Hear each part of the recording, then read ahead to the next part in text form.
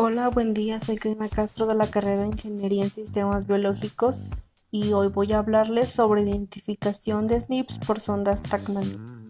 Pero primero, para refrescar memoria, empezaré con qué son los CRP o SNPs, como es su correcta pronunciación.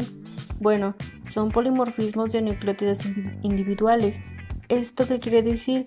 Que son variaciones en el ADN que nos diferencian unos de otros a nivel genético. Para decirlo de otra manera, tenemos el orden o secuencia de nucleótidos dentro del ADN que determinan la estructura de los genes, y grandes secuencias de los mismos determinan la estructura de un genoma. Si comparamos los genomas de muchas personas, a lo largo de ellos iríamos encontrando piezas distintas en algunos. Estas variaciones en una sola pieza de un genoma es a lo que se llama SNPs, los cuales se presentan en más del 1% de la población y son la fuente de variación más común entre humanos y en general en miembros de la misma especie. Algunos de ellos confieren un riesgo para una enfermedad, como por ejemplo el diabetes o enfermedades cardíacas, y los SNPs son de gran interés debido a que aportan datos acerca de por qué suceden estas enfermedades. Ahora sí, ¿qué son las ondas Tacman? La sonda Tacman es un oligonucleótido con fluorocromos en los dos extremos que hibridan regiones internas específicas de los productos de PCR. Estas están diseñadas para incrementar la especificidad de la PCR en tiempo real. Ahora les voy a hablar la diferencia entre una PCR normal y la PCR en tiempo real. La PCR es la prueba que se basa en la reacción en cadena del ADN de polimerasa, donde un fragmento de ADN conocido es copiado y amplificado millones de veces. Pero la PCR en tiempo real cambia en que es una técnica que combina la amplificación y la detección en un mismo paso. Al correlacionar el producto de la PCR de cada uno de los ciclos con una señal de intensidad de fluorescencia. Ahora vamos a la identificación de SNPs por sondas Tacman. La elección del mejor ensayo del genotipado Tacman-SNP depende de varios factores, incluido el instrumento, el formato de bloque térmico disponible, la cantidad de muestras y por supuesto los objetivos que se interrogan. Lo que necesitamos para usar las sondas Tacman es un probe, que son diferentes a los primers, ya que estos se unen covalentemente a otras dos moléculas, el reporter y el quencher.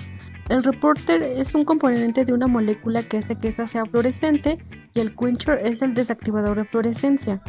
Desactivación de fluorescencia hace referencia a cualquier proceso que produzca una disminución en la intensidad de la fluorescencia emitida por una determinada sustancia. ¿Cómo funcionan? Bueno, son sondas de ADN que incorporan una molécula fluorescente en el extremo 5' y su quencher en el extremo 3'. Están unidos por un probe que es complementario al ADN que se quiere amplificar. Ahora, debido a la proximidad entre las moléculas reporter y el quencher, si la sonda permanece intacta, no se puede emitir la fluorescencia, conocido como el fenómeno FRET. Pero cuando llega la Taq polimerasa, esta comienza a amplificar la hebra monocatenaria del ADN, pero se topará con que la sonda obstaculiza su paso. Sin embargo, la Taq polimerasa, recordemos, posee una actividad exonucleasa 5'-3' que le permite degradar el ADN que se encuentra en su paso durante la amplificación. Esto da a que la sonda se degrade y el reporter y el quencher sea ascendido, dando que la primera sea liberado de la inhibición de la segunda, apareciendo la fluorescencia.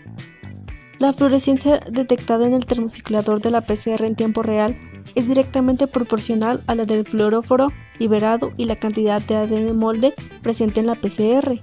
Se trata de un método específico cuyo objetivo es la cuantificación de la expresión de genes. Ahora vamos con un ejemplo.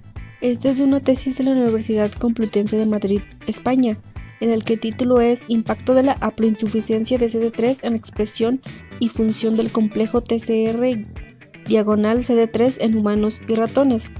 Ahora en esto van a entrar las citoquinas, que ¿qué son? Bueno, son moléculas inmunomoduladoras que participan activamente en todos los procesos de la respuesta inmune. La producción de estas citoquinas se encuentra en muchas ocasiones sometida a una regulación genética, de tal forma que polimorfismos a nivel de las regiones promotoras o codificadoras pueden alterar los niveles de las mismas y por tanto modificar la respuesta inflamatoria y o inmunológica ante cualquier estímulo. Los complejos de membrana TCR/CD3 son necesarios para asegurar una interacción estable de las células T con las células presentadoras de antígenos y son responsables de gran parte de la comunicación intracelular. Aquí evaluaron la influencia de polimorfismos genéticos SNPs de varias citoquinas en los resultados del trasplante renal, valorando su impacto en la incidencia de rechazo agudo vascular RAV, función renal retardada FRR y su supervivencia del injerto. Los SNPs evaluados fueron estos de aquí y como objetivos secundarios aquí investigaron la posible asociación de los SNPs con la incidencia de infección de citomegalovirus CMV o poliomavirus. Aquí para tomar muestras, las células T humanas empleadas fueron procedentes de familias diagnosticadas de deficiencia congénita de CD3.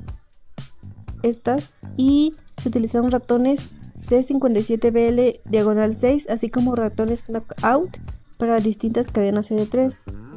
Aquí nos dice que el análisis de los SNPs fue llevado mediante ensayos de sondas Tachman en un sistema de RT-PCR 7900 HT, en la que llegaron a la conclusión de que asociación significativa entre los SNPs de estos y el RAV.